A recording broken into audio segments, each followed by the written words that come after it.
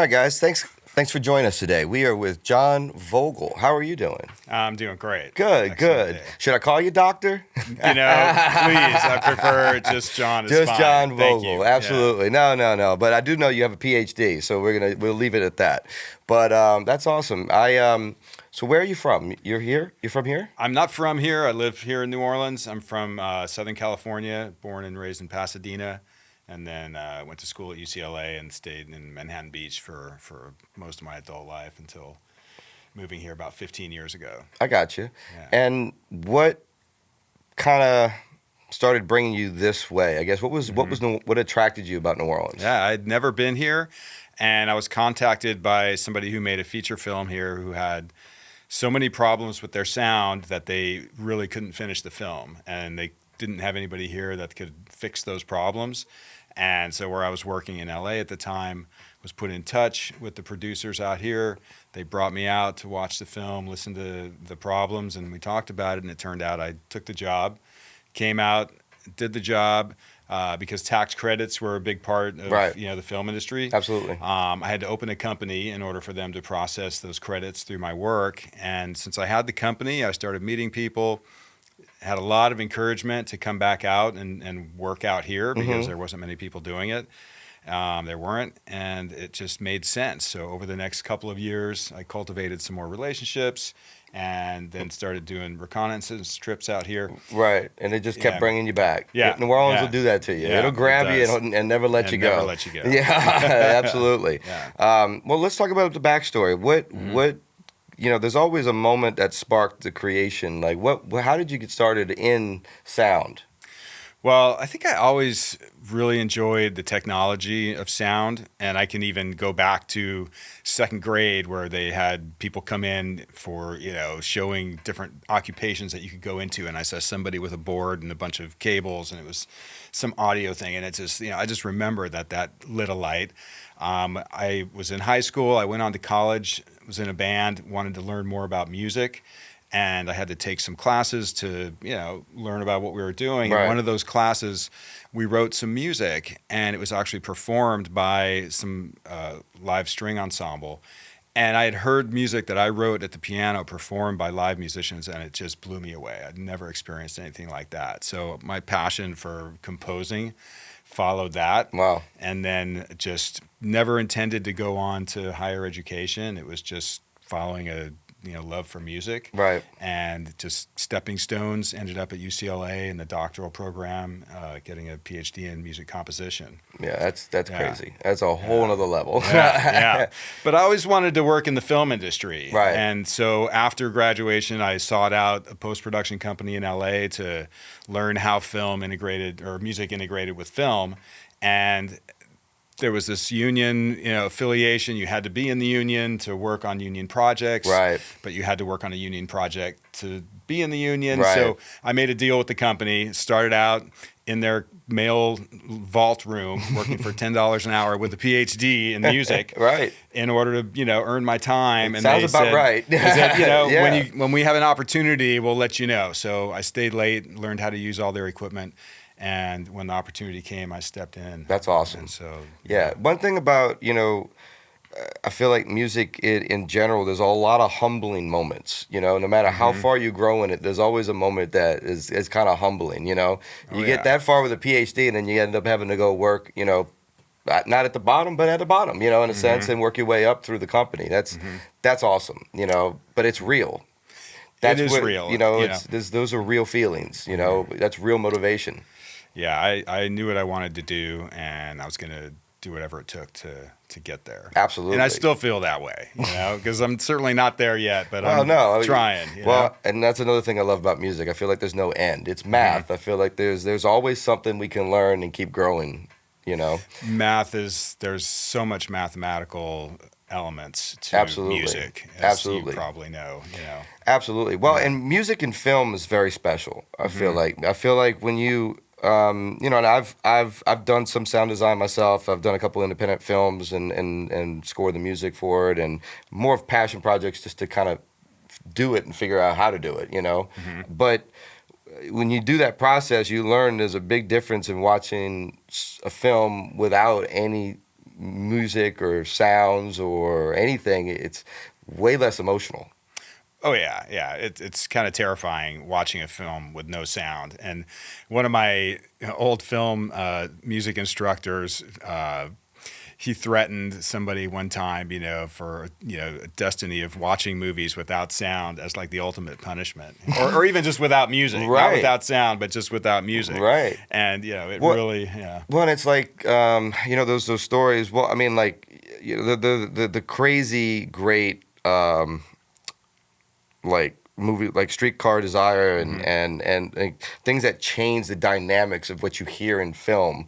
Like King Kong, like the original film. King Kong. Oh yeah. But if you watch it without sound, it wouldn't be as scary. Well, the interesting thing about that film is if you watch it, the whole first part before they get to Kong Island has absolutely no music in it at all. Right. And it's when they get to the island and you start hearing the drums of the beating right. of the island music. 100%. And then the score comes in after that, and it just creates this level of intensity, like you say. Right. When you reach the island, then everything starts happening. Yeah, no, those are great moments in time, and those are great. I guess for film, it's such a leap from what it was, because what it basically was, sound started to cover up the sound of the projector, right? That was kind of how. I guess, I mean, the guy on the keyboard in the background making all the sounds, because there was no sound. It was all right. silent movies. There wasn't sync sound, right. And then when finally there became sync sound, then it was a really big deal. And I wish, even to this day, that people were as careful with sound, on noise on set as right. they were during those early days, because sound during those early days became like the most important thing. And now you even hear people, we'll fix it in post, and you hear directors talking over the scene, right? And they're expecting to re-record all this dialogue, and it's just really difficult. Yeah. Yeah, I feel like technology has made people a little lazy in that aspect, because even with music, like a lot of artists will go, it sounds okay. He'll fix it in the cut, or or the auto tune will catch it, or he'll melodyne it, whatever it may be. I'm like, well, just why don't you just do it again? Exactly, right. And then where's the talent in all of this? Right, you kind of need that. So 100%. Well, tell me a little bit about some of the films that you've worked on, because there's some big ones involved. Yeah, sure. What were some of your favorites? Well, I mean, if you go back in time, I was working at 20th Century Fox, and I spent 17 years there in their post-production department working on everything that Fox produced. It just, it was a department job, and I was just one of a staff of people. And a film came through called Independence Day, which... None of us have heard of that. Yeah, right? None of us have heard of that one. And that film, it was so fun. And for me specifically, I mean, I worked on it in a lot of different ways. And there was a whole group of us that worked. And now everybody is kind of siloed in their offices in the studios. But at that time, at 20th Century Fox, we worked in an open area that was just everybody could see and mingle with each other. There's a certain part of that film at the very beginning that has, the spaceship rumbling. Oops, I'm sorry. You're good. The spaceship passing over the moon, and the vibration that happens during that is so intense. And on the soundstage that they're re-recording it on, it has this massive speakers. And so I would know when they started working on that film on that day. And I would go in there and feel the shaking and my bones rattling, because even the final version isn't as much as what they experimented with, at the time. But it had a great score. The composer and the music editor were just very interactive with all of us working there. It's a fun movie. It made a ton of money, so the studio was celebrating it, and I just loved the film. Yeah, and it's inspiring. It was a great film. Great. It was a great film. I still watch it, because it's on all the time. I still watch it all the time. From what I hear, Dean Devlin, throws a great party July 4th every year and invites, his friends and family and celebrates, because that's awesome. Was his career, That's awesome. And then, with Russell Crowe, I went down to Mexico and made Master and Commander with the whole team down there. And living in Mexico for, 8 weeks, making a film was interesting, and a lot of stories there. That was a great film. Yeah. And, those are big, epic, studio films, $100 million plus budgets. Right. But, coming out here to New Orleans, I work on a lot of independent projects, with much lower budgets, but I'll bring a studio workflow and quality to these projects. So, it's challenging, but at the same time, it's rewarding because we can really elevate them. Right. And then some films that come here that really still want to capitalize on both working with us and the tax credits, we'll work on some studio films, and have done so. Blue Bayou ended up being a really tasteful film that worked through some really difficult challenges emotionally, and so we had dynamic soundtrack. The director, Justin Chon, had a music score completely written before filming his first frames of the film. So he had, this intensity and just, right. He knew his product. So that was an amazing film to work on. He really led us down a path, sound design wise, to experiment with some great stuff. What's your favorite movie you've done here in New Orleans, you think? I worked on a film, the favorite film. It's usually a film that I've worked on, recently. Right, yeah. But I've worked on some really, really fun films in the past. El Gringo comes up as a film that was really fun to work on because the director and I had worked together on several films, and he was kind of testing me out on his early films in order to, trust me to work on this one. And this had a lot of sound design in it and a lot of just really dynamic visuals that he wanted supported with really active and powerful sound design. And it just so happened that we were given a lot of time to work on that film. The music was really good. It interacted with our sound design. And so it was kind of one of the first films that I was kind of coming of age as a sound supervisor, and always had struggled with short timelines and small budgets. And this one, I managed to get them to give us more time and a little more money to do what I really knew we could do with it, and they gave it to us, and I just felt really proud with that mix. And, awesome. And we got nominated for Golden Reel Awards with it. That's awesome. And, yeah, it was cool. That was a good film. It was a good film. Yeah. Tell me about Braveheart a little bit. How was that? Braveheart. There's got to be some good stories. Yeah. So after working with this first post-production company, which was Tadeo Glenn Sound, I had a short stint with a second company, Sound Deluxe, and they became what is now called the Formosa Group, which is the preeminent sound company in Los Angeles, if not internationally. And so I worked there for a brief time as a sound transfer recording operator, recording engineer. And the depth of the sound on that film, there were people that their only job was to create the sound of arrows flying through the air. And so, when you have that level of detail going into a massive project like that, you can only imagine just how wide and how many people work on it and just the scope of it. And plus, I just thought it was an amazing film. It was long, and right. It traveled through, so many emotional currents. And I just thought the sound was amazing. Those fights, those hand-to-hand combats out in the field. You can just tell how much time and energy they spent on each moment, which is crazy in, a 2-hour plus movie. It's to think about every little raindrop, every sound was overthought 1,000 times. And the recordings of the vocal groups, the background, right. The loop groups where everybody's yelling, and those battle scenes on the field, and just people would yell themselves hoarse, just over and over, during these battle scenes, just craziness. And to think that stuff really happened, again, is even on another level that I can't even comprehend. No, that's awesome. Yeah. No, those are great films, and those are iconic films. So that's awesome. I'm thankful for you because I got to enjoy them. So I'm glad that they were what they were. What was I gonna say? I feel like sound has developed with Atmos. I feel like sound is developing to be different now, and I feel like we've now stepped into the virtual reality world of sound. Tell me a little bit about what your thoughts on Atmos are. Well, I'm glad you asked, because I feel like Atmos is kind of an elevation of our art, akin to when you went from stereo to 5.1, you know, and that was a huge shift. Right. I mean, having sound at all, and then everything was in stereo, and then Dolby, you know, had the 5.1 surround and created, you know, the first, you know, stepping in and kind of, you know, that type of dynamic, full range surrounding you sound. So that's been since I think the 90s when Jurassic Park came out and DTS were some of the first films, but it's really been the same since then.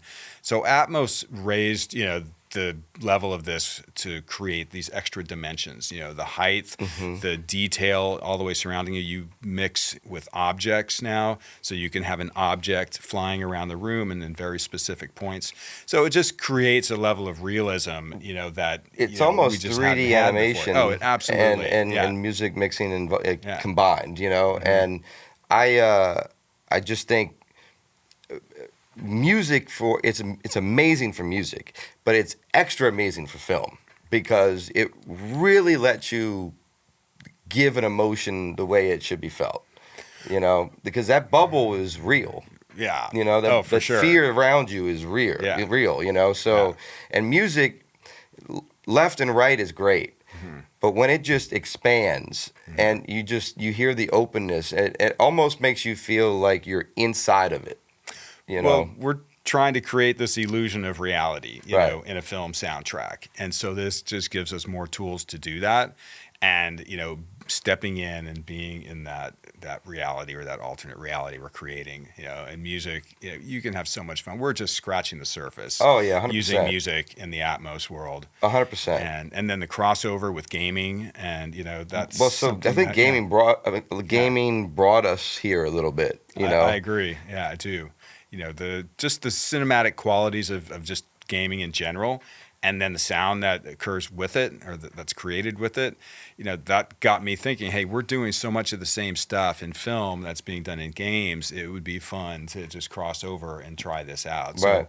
So we've worked on a few games and Oh, created awesome. new sound effects for that. And I'm working with the Formosa group, you know, Interactive in LA. Awesome. You know, doing some work with them. And so it's a wide open universe. That's great. Yeah. As far as working with guys down here, have you worked with the Ranch Studios at all? Oh, absolutely. Yes. I had offices over at the ranch, you know, Jason. So Jason, good friend of mine. I love Jason. So Justin, Jason, all those guys. Well, my father-in-law is Charles Bienvenu, so he owns a piece of it with Sydney. Oh, excellent. Yeah. Wow. Well, first time I went out there, I just could not believe, you know, I had seen the brochures and kind of read it, but I mean, to walk through it and just see that mill and see hundreds of people in there, you know, working, creating sets. It's impressive. Yeah, it really is. They did a great job with it. They really did. It's really, really great. And I love the camaraderie between the studios here also because I work out of second line stages.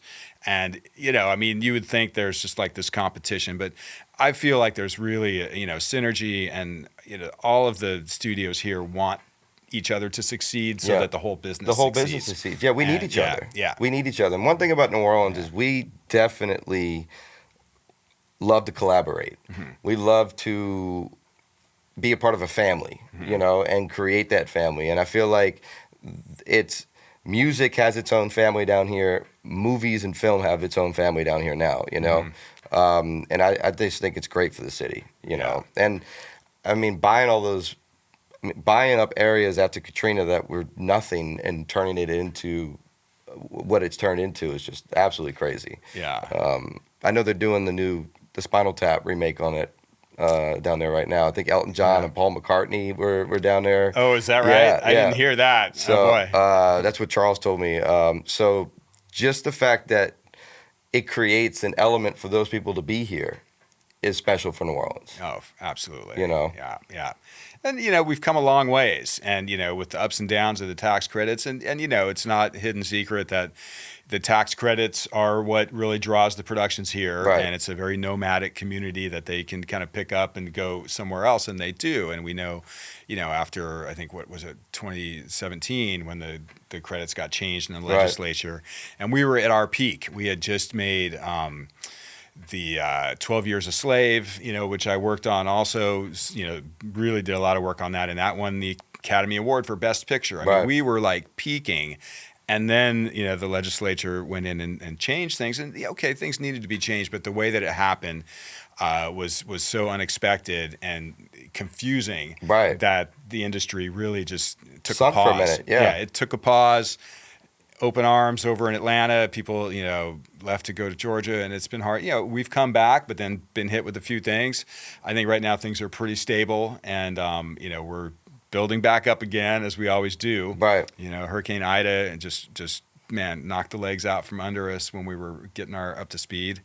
COVID. Well, then we got the strike. Yeah. And the strikes. I mean, right now is people don't realize that even though there's no formal strike going on, there is a significant slowdown or stop in production work because there's no the negotiations or the contracts that need to be written and signed have not been completed. So people just don't know what kind of a deal they can make 100%. with both their actors and producers and everybody. So and then sound normally is last anyway. So even if you're filming again, it takes a while to get to the sound part. Exactly. And when things first started, when we came out of COVID, we got through as a company, Apex Post Production. We managed COVID pretty well and got through it. And then the summer after that, when things opened back up, then we started heading into the strikes, and we had some momentum and some jobs. So it carried us through the summer. But then when things didn't start up as quickly, as everybody hoped, there was definitely a gap in there that we were scrambling to try to, keep the business flowing. And what do you think the best thing that came out of the strike was? We'll see. I mean, I don't know what the best thing. It's still. I don't feel like we have come out of the strike, honestly, that part. Because it hasn't been more than a few months since they resolved the strike, the SAG-AFTRA strike, I think in October, and then November and December, everybody just kind of sat on the holidays, and then January we're going to come back and start ramping up for a few months, but then right after that we have the IATSE negotiations, and here we are. So there really hasn't been a resurgence of activity since that SAG strike resolved. Well, and a lot of it had to do with AI and some of the protections that we need as well. How do you feel about AI and what's going on? I feel like it's a frontier that I'm excited to explore. It's an invention, or it's a new way of doing work. It's a tool. It's a tool. There's been so many tools that have come along. We're already using forms of it. Right. We're just not calling it that. Right. All the noise reduction and, like you mentioned, the pitch correction and all these. This is all kind of smaller forms of it. We're using our brains and our controls, but then now we're handing it over. I just think there's so much that we're going to be able to do with it. And of course, with any new, innovation, there's going to be people that try to expose it and suck the blood out of it and manipulate it for gain and put people at risk. So those are the challenges, and people need to be protected of, their livelihood and their likeness. And I think those discussions are happening, and in the current contracts they're being put in place. Right. If you just be reasonable and you understand, from what I've learned and know, there's a lot of things in place contractually that will protect people with the use of AI to give them proper control and payment. And now, the efficiency and the quality is going to improve. And the use of AI is going to help with that. Well, and I think we also have to do some help on copywriting and helping earmark sound and do things that will register and stop AI from doing certain things. Because there's definitely, just like the internet, there was a wide open Wild Wild West for a while, and then everything had to get reined in. It's going to be like that. It was like Napster, right? Yeah, when that first came out, everybody was doing everything, but nobody was getting paid. Right. And so, it's like they had to get dialed in, Yeah. So with AI, like I said, I understand there's some safeguards that are being put in place. With and I don't want to get into politics or anything, but with why not? Next Come on, let's season, get controversial here. Come on now. When these ads start coming, or just who knows what's going to come out in the next few months leading up into November, and I think AI is primed to be manipulated in ways that 100%. People are just not ready for, and I'd like to trust, in general, that people have the insight to know if something is possibly the fake gift of or gab not. to understand. I don't know. I think we're headed every for year. I some believe less bumpy- and less of yeah, that, but yeah. you know, unfortunately. But yes, Yeah. it's you're right. Political ads are going to be a crazy thing for AI to manipulate. Yeah, But, and I think that there's going to be just so much effort placed in trying to do these manipulations and, Right. and trying to falsify statements and you know, Right. likeness and people's, you know, you can change what people are saying. You can change their lips and their mouth and their voice. So that's, you know, that's the wrong way to use AI, in my opinion. But you we'll know? all learn from it Yeah. at that point. You know, we'll all learn from it at that point. Well, so I like to, you know, as we get to the end, I like to ask everybody, what brings elation to you in your life? You know, elation, peak happiness is, you know.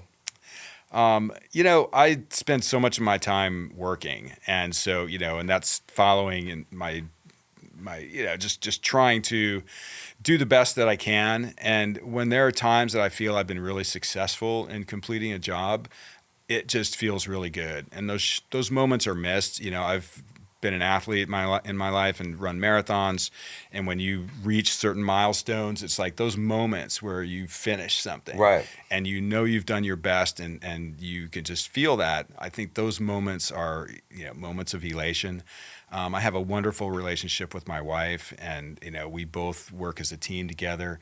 You know, I get so much elation out of that relationship. It's That's just awesome. grown me as a person. So, you know, those are kind of a few things. That's awesome. Yeah. No, that's great. That's great. And you're right. Accomplishing something that definitely, especially when you're working on major projects, that you see all of the stuff come together, and and then you look and sit and watch it on the screen. It's pretty good feeling, you know.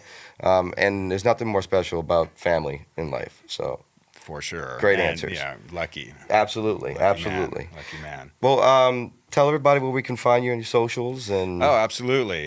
You know, apexpost.com is our website, and at Apex Post. So we've got, you know, Instagram and Facebook's accounts, but mostly on Instagram, and just go to our website, and we have links. I've got a link tree on there, you know, with a scan, and so would love anybody to give us a shout out and visit and Awesome. you know, chime in. They'll find you. Thank you guys for joining us, where we find exhilarating euphoria through creation and collaboration.